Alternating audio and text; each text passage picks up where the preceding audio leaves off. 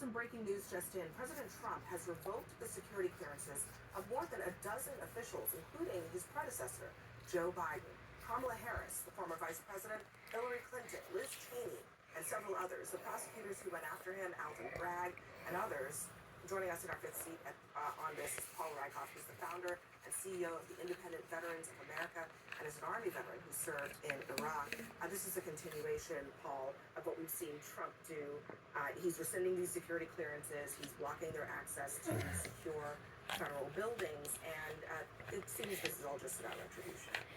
It seems that way. I mean, it's unprecedented, but I also think the bigger question we've got to ask is this good for our national security?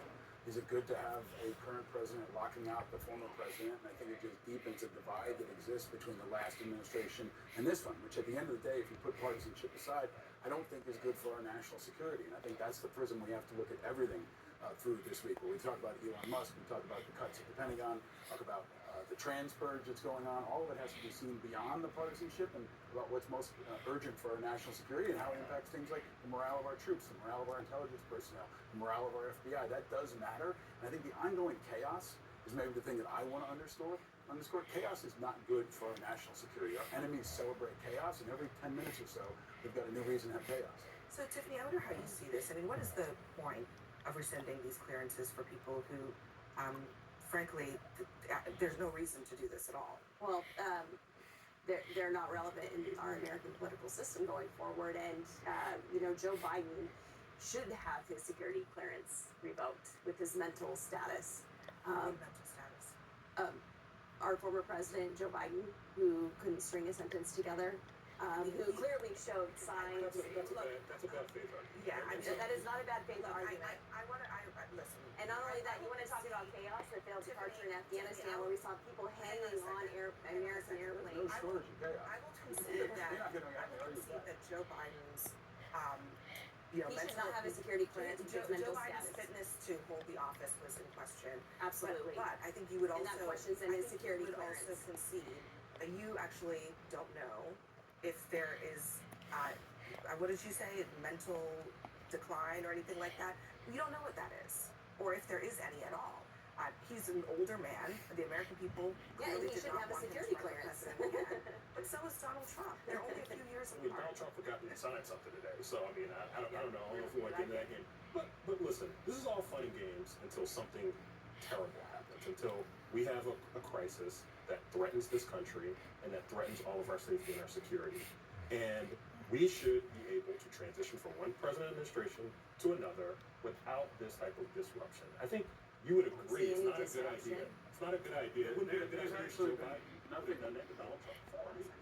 Yeah, go ahead. There's been nothing but disruption around the Pentagon, which is supposed to be insulated from disruption. I mean, just look at the last week. That everything from the trans purge, which was blocked by a federal judge, to the landing off of 60,000 Pentagon officials, 20,000 or so, which will be veterans. You have Elon Musk at the Pentagon, who last week called a member of the Armed Services Committee, Senator Mark Kelly, a traitor. I mean, it's chaos every single day. And the distraction is for our troops and our warfighters and the people who actually have to defend this country when the politics continues to invade every single day at the Pentagon most of all. I think it's very interesting. Just one thing. I thought it was very interesting that, I mean, even last night on this show, we had Republicans on here defending Elon Musk potentially getting a briefing on China war plans, only to have President Trump say exactly the opposite. I think we have the clip of Trump, if we can play it.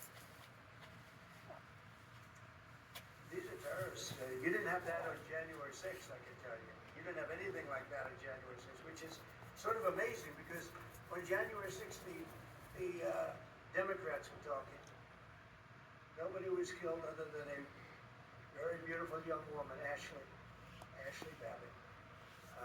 Nobody was killed.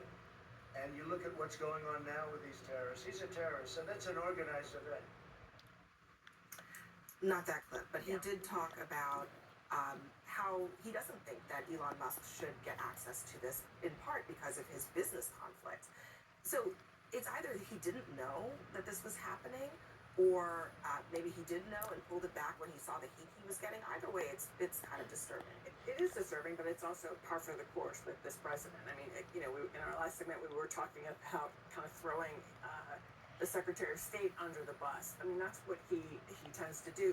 I want to go to something Paul was saying, having worked in the Clinton administration. Part of the reason this has been a sort of a common thing where people maintain their security clearances and their security is our national security and intelligence is ever changing. What China is out for in terms of going after the United States today did not change just because Donald Trump is now president. You actually would want someone like Joe Biden, who's been dealing with it for the last 4 years, to be able to weigh in, if necessary, on certain things that may have been taking place under his administration. Hillary Clinton is our former Secretary of State. Again, there are actually very practical reasons. But going to the clip that we just showed, just quite briefly, it's not just that Elon Musk, he both has very clear conflicts of interest around business. He doesn't have the security clearance. And so we're saying Yes, he does. So He has a security He has a clearance. top secret security clearance. That's That's actually Hang on a second. Just given to him in the Biden administration. Let me just clarify this for just a second. You can have a top secret security clearance and still not have access to war plans. Correct. This is closely held information. Need to know. Correct. He I has think it's a- important he to has explain.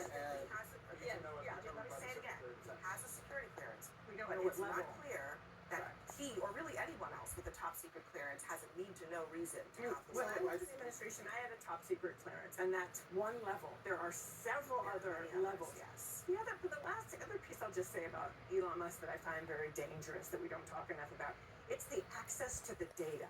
The data is invaluable. You cannot put a number. He now has access to our social security information, our children's information, our very top, when he's got his We'll little minions talk in there. about Social Security and what the judge. Yeah, I just wanted to say that on this story about Elon Musk getting war plans, and I just checked it. I'm reading it right here.